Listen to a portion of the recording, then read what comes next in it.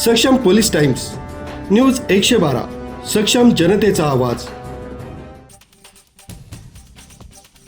मुंबई अहमदाबाद राष्ट्रीय महामार्गावर औषधांच्या वाहतुकीच्या नावाखाली चालणारी मोठी दारू तस्करी तलासरी पोलिसांनी उघडकीस आणली।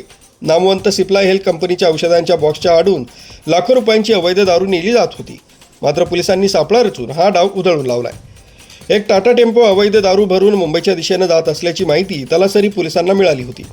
या माहितीनुसार पोलिसांनी तलासरी परिसरातील हिमाचल पंजाब ढाब्याजवळ उभ्या असलेल्या एका संशयास्पद टेम्पोची झडती घेतली।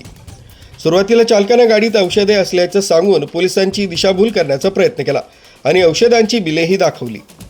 पोलिसांना संशय आल्याने त्यांनी गाडीची सखोल तपासणी केली असता औषधांच्या बॉक्सच्या मागे लपून ठेवलेला महाराष्ट्र राज्यात प्रतिबंधित असलेला अवैध दारूचा मोठा साठा आढळून आलाय। या कारवाईत पोलिसांनी टेम्पो आणि दारू असा एकूण 26,28,320 रुपयांचा मुद्देमाल जप्त केलाय।